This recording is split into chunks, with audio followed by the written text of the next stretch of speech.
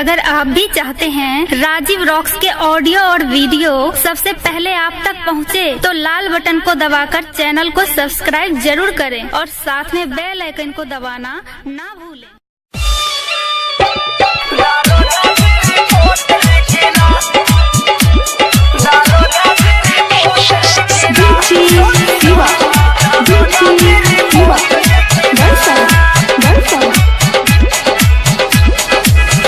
Presented by SK Music Supal।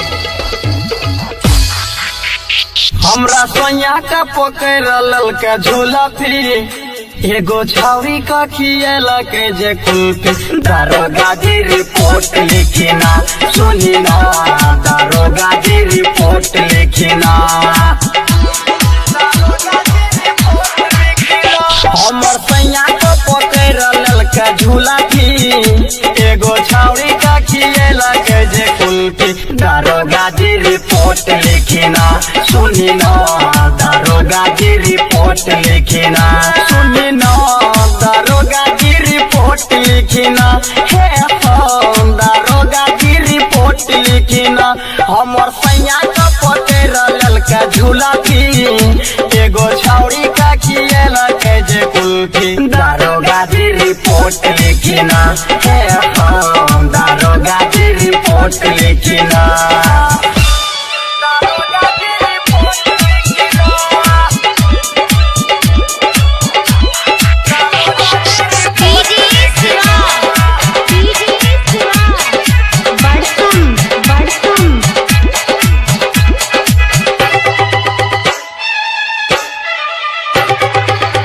मरते मरते सैया के हमरा फायर देला कई पीठ हो, फायर देला कई पीठ। दारोगा मरते मरते सैया के हमरा फायर देला कई पीठ हो। बज्जर खसते ठनका गिरते हेते नहीं ओकरा नीक हो। ओकरा बाप को हजल करवाइबे, मुखिया से नहीं देला करवाइबे। दारोगा जी रिपोर्ट लिखिना सुनिना, दारोगा जी रिपोर्ट लिखिना सुनिना, दारोगा जी report लिखिना।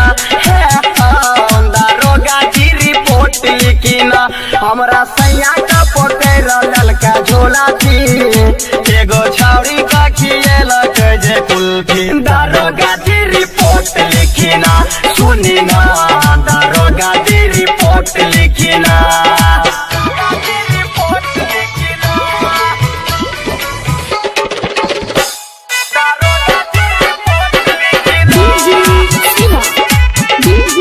Presented by SK Music Supal।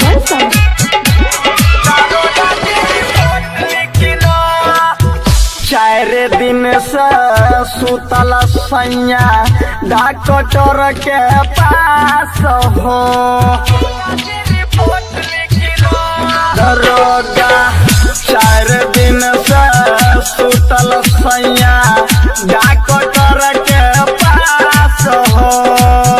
वह दिन से हम न गेलिए घास काटे बाद हो।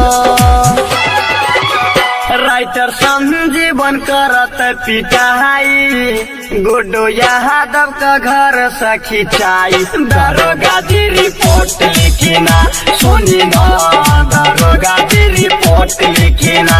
हे दारोगा जी रिपोर्ट लिखिना सुनिना, दारोगा जी रिपोर्ट लिखिना। हमर साई का पकड़ ललका झूला थी एगो छौरी का खियला के जे कुल्फी। दारोगा जी रिपोर्ट लिखिना सुनिना, दारोगा जी रिपोर्ट लिखिना।